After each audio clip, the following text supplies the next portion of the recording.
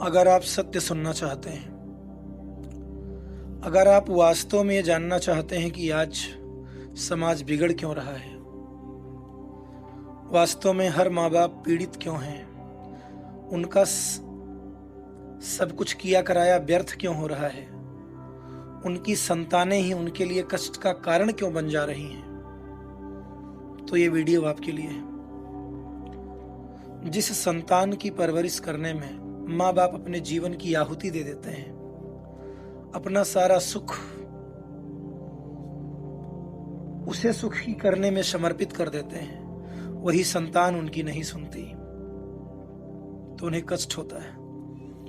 लेकिन इसमें दोष उन्हीं माँ बाप का ही है, और वो कैसे है, क्यों है, मैं ये बताना चाह रहा हूं। संतान के परवरिश में उनसे भूल कहां से हो रही है, इसका कारण क्या है, किस तरह वह खुद अपने लिए दुख, कष्ट, परेशानी को आमंत्रण दे दे रहे हैं, मैं ये बताने का प्रयास कर रहा हूं। और पूरी वीडियो सुनने के बाद अगर आपको ये चर्चा बेहतर लगे, अगर आपको लगे कि वास्तव में सच्चाई है, इसे जानने के बाद समाज सुधर सकता है,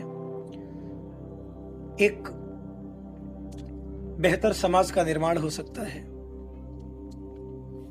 तो जितना ज्यादा हो सकेगा इस वीडियो को आप शेयर करेंगे और चैनल को सब्सक्राइब कर लेंगे, जिससे इस तरह की जानकारी आप तक आती रहे। और जितना लोगों को हो सके जरूर शेयर करें, जिससे उनको भी इसकी जानकारी हो, और जाने अनजाने में जो लोग भटक रहे हैं वो संभल जाएं। और जब इसे आप जानेंगे ना, तब आपको लगेगा कि दोष बच्चों का नहीं है।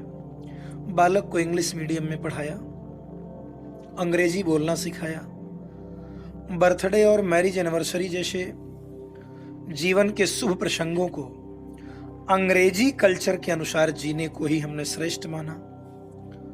माता पिता को मम्मा और डैड कहना सिखाया। जब अंग्रेजी कल्चर से परिपूर्ण बालक बड़ा होकर आपको समय नहीं देता, आपकी भावनाओं को नहीं समझता, आपको तुच्छ मानकर आपसे जबान लड़ाता है, और आपको बच्चों में कोई संस्कार नजर नहीं आता है, तब घर के वातावरण को गमगीन किए बिना या संतान को दोष दिए बिना कहीं एकांत में जाकर के रो लीजिए, क्योंकि गलती आपकी है। और है कैसे? जब पुत्र की पहली वर्षगांठ से ही, पुत्र के जन्मदिन का जब पहला अवसर आया, वहीं से आप भारतीय संस्कारों के बजाय उसको अंग्रेजी संस्कार में पालना शुरू कर दिए। पुत्र के जन्म की पहली वर्षगांठ से ही केक काटना शुरू किया गया, और आपने ही सिखाया। आज बेटे का जन्मदिन है, केक कैसे काटा जाता है सिखाने वाले आप हैं। हवन कुंड में आहुति कैसे डाली जाती है, मंदिर मंत्र, पूजा पाठ, आदर सत्कार के संस्कार देने के बदले केवल फर्राटेदार अंग्रेजी बोलने को ही अपनी शान समझने वाले आप हैं। बच्चा जब पहली बार घर से बाहर निकला तो उसे प्रणाम करना आपने नहीं सिखाया, बल्कि बाय बाय कहना सिखाया, टाटा कहना सिखाया। परीक्षा देते जाते समय जब लड़का परीक्षा देने के लिए निकला तो अपने इष्ट देव या बड़ों के पैर छूने के बदले बेस्ट ऑफ लक, यही कहा जाता है ना, बेस्ट ऑफ लक कहकर परीक्षा भवन तक छोड़ने के लिए आप ही गए। बालक के सफल होने पर घर में परिवार के साथ बैठकर खुशियां मनाने के बदले होटल में पार्टी मनाने की प्रथा को बढ़ावा देने वाले आप हैं। बालक के विवाह के बाद कुल देवता या किसी मंदिर में दर्शन को भेजने के पहले हनीमून के लिए फॉरेन टूरिस्ट स्पॉट भेजने की तैयारी करने वाले आप हैं।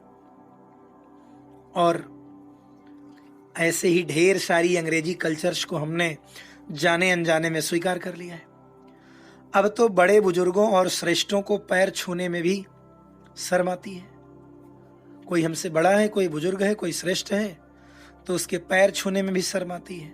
ये गलती किसकी है? मात्र माँ बाप की। अंग्रेजी इंटरनेशनल लैंग्वेज है, इसे सीखना है, लेकिन इसकी संस्कृति को जीवन में नहीं उतारना है। और हमने ये भूल की है, जिसका परिणाम ये है। और जिस दिन बच्चे को भारतीय संस्कारों से संवारना शुरू करेंगे, उसी दिन भारत की तस्वीर बदली हुई होगी। उसी दिन माँ बाप बच्चे के लिए भगवान हो जाएंगे। जिस दिन रामचरितमानस के इस पंक्ति को बच्चा सुनेगा, जब भगवान राम कहते हैं, सुन जननी स्वई सुत बड़भागी, जो पितुमात चरण अनुरागी, वह पुत्र भाग्यशाली होता है जो माता पिता के चरणों का अनुरागी हो। तो जब ऐसी शिक्षा बच्चों को देंगे तो एक बेहतर भविष्य का निर्माण होगा और आपको घर ही मंदिर जैसा दिखने लगेगा। बच्चे के जन्मदिन पर उसे केक काटना न सिखाएं, बल्कि घर में जितने बड़े हैं उनको प्रणाम करना सिखाएं। घर के मंदिर में उससे दीप जलवाइए। किसी मंदिर पर या पास के समीप में कोई मंदिर है तो वहां दर्शन करवाइए। परीक्षा देने के लिए जाना हो तो भगवान को प्रणाम करके निकलें। बड़े बूढ़े बुजुर्गों को प्रणाम करके, माता पिता के चरणों में नमन करके निकलें। बड़ों का आशीर्वाद लेकर के निकलें।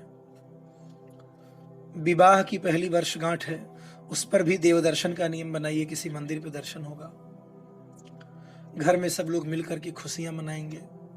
सत्यनारायण की कथा होगी घर में। तो जब हम अपने संस्कृति को अपनाएंगे, अपने संस्कार में आएंगे, तो सब कुछ सुखद हो जाएगा। और जितना इसे छोड़ेंगे उतना दुख ही आपके पास आएगा। सुख की कल्पना न कीजिए। जहां तक ईश्वर की कृपा से मेरी समझ में आ रहा था, मैंने कह दिया। मानना ना मानना आपकी मर्जी है। चर्चा अच्छी लगी हो तो शेयर जरूर करिएगा। चैनल पे पहली बार हो तो इस तरह की और ज्ञानवर्धक चर्चाओं को पाने के लिए चैनल को सब्सक्राइब कर लीजिए और बेल वाले निशान को दबा लीजिए। नहीं पसंद आती है चर्चा, आप स्वतंत्र हैं, तो इस चैनल को सब्सक्राइब करने की आवश्यकता नहीं है। धन्यवाद।